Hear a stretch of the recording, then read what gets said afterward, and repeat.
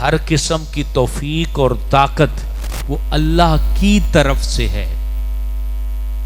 خاص طور پہ نیکی کے اوپر توفیق ملنا یہ اللہ کا بہت بڑا انعام ہے. ورنہ اس دور میں ہر بندہ اتنا الجھ چکا ہے, اتنی مشکلات میں گر چکا ہے کہ نیکی کے لیے خاص طور پہ ٹائم نہیں لوگوں سے نکلتا.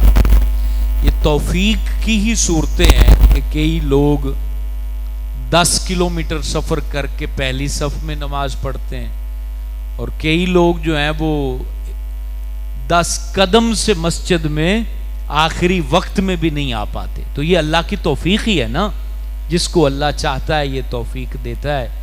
لا حول ولا قوت الا باللہ العلی العظیم, یہ اسی کا مظہر ہے. اور یہ ایک بہت بڑا وظیفہ بھی ہے, لا حول ولا قوت الا باللہ العلی العظیم. جو بندہ روزانہ کام پر جانے سے پہلے 60 دفعہ اس کو پڑھ لیتا ہے تو اس کا کوئی بھی کام بگڑتا نہیں ہے. یہ وہ خوبصورت وظیفہ ہے, لا حول ولا قوت الا باللہ العلی العظیم. ایک اور بھی چلو وظیفہ بتا دوں, کیونکہ یہ جو پہلے آئے ہیں ان کو زیادہ برکت ملے. یہ بہت خوبصورت وظیفہ آپ کو بتانے لگا ہوں, یہ غور سے سن لینا. جب صبح صبح کام پہ جانے لگو, باوضو قبلہ رخ کھڑے ہو جائیں, کیونکہ ہمارا قبلہ تھوڑا سا آپ رائٹ سائڈ پر ہوں گے تو یہ مدینے کی طرف بھی رخ بن جاتا ہے اور قبلہ کی طرف بھی رخ بن جاتا ہے. تو مدینہ تو رسول کی طرف رخ کریں اور پڑھیں السلام علیکہ ایھا النبی ورحمۃ اللہ وبرکاتہ. جو اتحیات میں سلام ہے یہ مدینے کی جانب رخ کر کے گھر سے باہر قدم رکھنے سے پہلے آپ آنکھیں بند کر کے گویا کہ رسول اللہ کو آپ سلام کر رہے ہیں. تو آپ اس طریقے سے حضور کو سلام کر کے جائیں, سارا زمانہ اکٹھا ہو کے آپ کو شکست دینا چاہے تو اللہ کی عزت کی قسم ہے کوئی شکست نہیں دے سکے گا. یہ 70-100 وظیفوں پہ بھاری وظیفہ ہے جو آپ کو میں نے بتا دیا, اور یہ بڑے بڑے صوفیاء, اولیاء اور نیک لوگ یہ وظیفہ کرتے. گھر سے نکلنے سے پہلے ہاتھ باندھ کے السلام علیکہ ایھا النبی ورحمۃ اللہ وبرکاتہ. اور پھر جب واپس گھر آئیں تو دروازے میں قدم رکھنے کے بعد اسی طریقے سے سلام کریں, کیونکہ مسلمانوں کے گھر وہ روحانی طور پر روح محمد کے ساتھ جڑے ہوئے ہوتے ہیں. حضور علیہ الصلوۃ والسلام کی روح کے ساتھ ان گھروں کا کنیکشن ہوتا ہے. تو آپ جب سلام کریں گے تو حضور پاک کی روح آپ کو جواب دے گی. اور مجھے بتائیں, جب نبی کی روح کسی کو جواب دے, مثلا جواب میں سلام کی دعا کر دے, تو پھر اس کو کون سا وہ دکھ آ سکتا ہے یا زوال آ سکتا ہے. تو یہ روحانی کنیکشن ہے, اس کو اگر ہم مضبوط کر لیں گے تو دور حاضر کی بڑی بڑی مشکلات, پریشانیاں, مسائل, اس سے ہم باہر نکل آئیں گے. ورنہ آپ دیکھیں بڑی بڑی بیماریاں یہ پرابلم کی وجہ سے لوگوں کو لگ رہی ہیں. تو اللہ سے ہم دعا کریں اللہ تعالی ہمیں ہر طرح کی مہلک مرض جو ہے اس سے اللہ ہماری حفاظت فرما کے رکھے.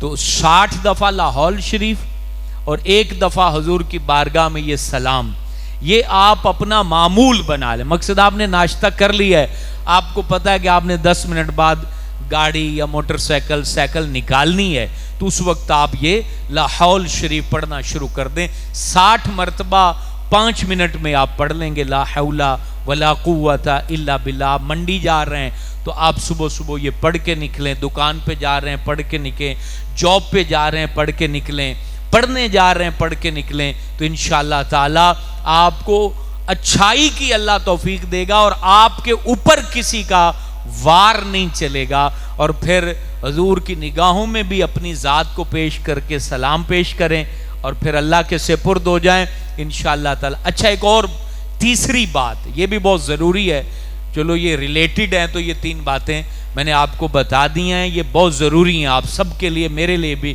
میں نے تو اس میں کافی حد تک گھر میں معمول بنا رکھا ہے، آپ کو بھی اس کی دعوت دیتا ہوں.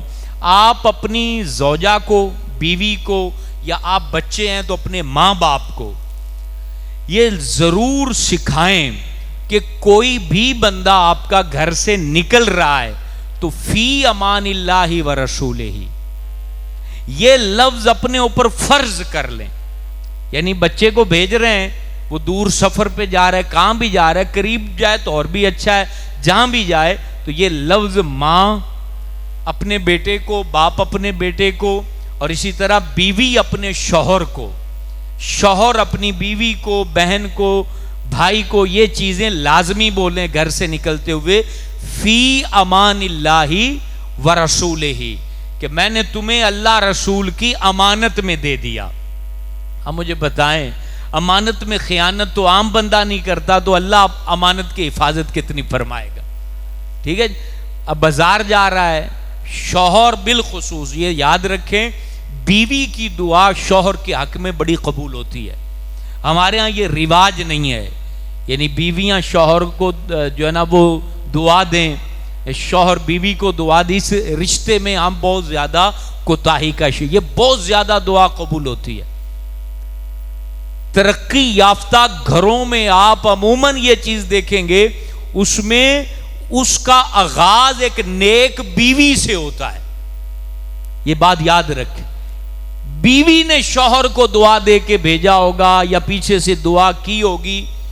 دو عورتیں جو ہوتی ہیں نا، ان کی دعا بہت لگتی ہے، ایک ماں کی اور ایک بیوی کی، کیونکہ ان کا تعلق اس کے ساتھ جڑا ہوا اس قدر زیادہ ہوتا ہے کہ ہم اس کو محسوس نہیں کر سکتے. لیکن ہمارے ہاں یہ رشتہ بہت کمزور ہے، بیویوں کا شوہر کے ساتھ، شوہر کا بیوی کے ساتھ. دعا دینے کا رواج نہیں ہے کہ اللہ کے بندے تمہیں اللہ کے سپرد کر رہی ہوں، جہاں جاؤ خیر کے ساتھ جاؤ. کیونکہ نارمل شادی کے بعد بندہ سب سے زیادہ اپنی بیوی سے ملاقات کر کے باہر نکل رہا ہوتا ہے، جا رہا ہوتا ہے، آ رہا ہوتا ہے. تو اب کیونکہ ہمارے ہاں ایک ایسی فضول قسم کی حیا ہمارے اندر آ گئی ہے جو حیا نہیں ہے. حیا تو وہ ہوتی جو بے حیائی کے جو ہے نا برعکس ہو، وہ حیا ہوتی ہے، اور اس کے جو خلاف ہو وہ بے حیائی ہوتی ہے. تو ہمارے ہاں بیوی سرعام اپنے شوہر کو دعا دے تو بعض لوگ معیوب سمجھتے ہیں. شوہر اپنی بیوی سے محبت کا اظہار کر دے تو اس کو ہمارے ہاں اس کے اوپر چٹکلے اور لطیفے اور یہ چیزیں بنی ہوئی ہوتی ہیں. حالانکہ مجھے بتائیں، سب سے زیادہ با حیا حضرت محمد الرسول اللہ صلی اللہ علیہ وسلم. فرمایا کنواری عورت سے بھی زیادہ حضور حیا فرماتے تھے نبی کریم. لیکن اپنی بیویوں سے اظہار محبت کرنا، ان کی دل جوئی کرنا، یہ نبی پاک نے اعلانیہ کیا ہے، پھر اس کو حدیثوں میں بیان بھی کیا ہے. بیان کرنے کا کیا مقصد تھا؟ کبھی غور کیا ہے کہ مقصد حضور فرما رہے ہیں کہ ایک رات، اب وہ واقعہ تو صرف حضور اور ان کی بیوی کے درمیان ہے، لیکن امت کے سامنے حضور بیان کر رہے ہیں کہ ایک رات میں نے عائشہ کے ساتھ جو ہے رضی اللہ تعالیٰ عنہ، ان کے ساتھ میں نے دوڑ لگائی، اور حضور پاک آہستہ دوڑے، وہ تیز دوڑی تو وہ آگے نکل گئے، حضور پاک پیچھے رہ گئے. آپ خوش ہونے لگے کہ عائشہ آج تو جیت گئی ہے. پھر دوڑ لگائی تو حضور پاک آگے نکل گئے، تو فرمانے لگے ایک دن آپ جیتی، ایک دن میں جیتا. تو یہ چیزیں نبی بتا رہا ہے عوام میں، امت میں، کہ حدیث کوڈ ہو اور آگے نسلوں تک یہ قیامت تک چلے. وجہ کیا تھی؟ وجہ یہی تھی کہ ہمارے گھروں میں یہ پیار محبت آئے. تو یہ جو محبت ہے میاں اور بیوی کے درمیان، یہ زمانے سے فساد کو ختم کر دیتی ہے، اور جہاں یہ محبت نہ ہو وہاں فساد برپا ہوتا ہے. تو محبت رکھیں اپنے درمیان. رشتہ ہے ازدواج، وہ ہے ہی اس لیے. آپ کسی عورت کو بیاہ کے لائے ہیں تو لونڈی بنا کے نہیں لائے. ہمارے ہاں کئی لونڈیاں بنا کے لاتے ہیں. پہلے تو جناب وہ ساس بھی پھے کٹنی وہاں بڑی محبت کا، میں تو انہوں دھی بنا کے رکھاں گی، میں تو انہوں جناب انہوں میں پھلاں ورگی نو بنا کے رکھاں گی. ہن جدوں دا دھی پتر ہو گیا، ہن وہ بنی گئی، ہن سس بھی نخریاں تے آ گئی تے اوندا پتر بھی نخریاں تے آ گیا, لونڈی بنا لیتے. اور کئی جگہ بہویں ظالم ہوتی ہیں, وہ ساس کو لونڈی بنا لیتی ہے. دونوں طرف معاملہ خراب ہے, لیکن یہ ظلم ہے, اور یہ ظلم کا شکار پھر نسل در نسل ہم ہو رہے ہیں. ٹھیک ہے نا, ہم ہو رہے ہیں. جس نے کسی کا حق ضائع کیا تو ایک دن اس کا بھی حق ضائع کیا جاتا ہے. مطلب ایک عورت نے اپنی ساس کی خدمت نہیں کی تو اس کو بہو ایسی ضرور ملے گی, پھر وہ جائے گی اور دو پیر کو کالے علم والا بیڑا الگ غرق کر کے رکھا ہوا ہے. چار طرف کے تویز ایک ہی بندے کے دماغ میں گھسیڑے جاتے ہیں, سارے تویز ایک ہی چولہے میں جلائے جاتے ہیں, چینیاں دم کروائی جاتی ہیں, اور ایک ہی بندے نو جناب وہ چاہ پوائی جا رہی ہے, بیوی بھی, ماں بھی, بہنا بھی. اور آج کل یہ برائی نکلی, یہ ناخن جو ہے نا, ناخن پھینکے نہ کرو, ناخن دفن کیے کرو, کسی کے سامنے نہ پھینکے کرو. یہ ناخنوں کے جو تراشے ہیں ان کے اوپر کالے علم کا منتر پڑھ کے توے کے اوپر جلا کے اسے راکھ بنا کے سالن کے اندر حضرت صاحب کو کھلائے جاتے ہیں, جو گھر کا سربراہ ہوتا ہے اس کو کھلائے جاتے ہیں کہ ان دا دماغ خراب ہوا ہمارے حق میں ہو جائے. تو اب چار طرف کے موکل اس کو کھینچ رہے ہیں, آدھے ادھر ادھر آدھے ادھر. وہ بندہ ویچی مینٹل ہو کے گھوم رہا ہے, انہیں پتہ ہی نہیں چل رہی ہے کہ میں جانا کدھر ہے, رہنا کدھر ہے, بولنا کیا ہے. تو یہ چیزیں اس سے بچیں. بیڑا غرق کر کے پھر ماں کہتی ہے پتر نو پتہ نہیں کی ہو گیا, ٹھیک نہیں ہو رہی ہے, بیوی کہتی ہے کم نہیں کرتا پیا. تو بیڑا تو تم دونوں نے غرق کیا ہے, اب اس کو پاگل کر دیا, اب کہتے ہو کچھ کرتا نہیں ہے. تو جو بھی تویز لینے جاتی ہیں, یہ ہاتھ جوڑ کے عرض ہے کہ مہربانی کریں, تویزوں سے دل نہیں پھیرے جاتے, محبت سے دل پھیرے جاتے ہیں.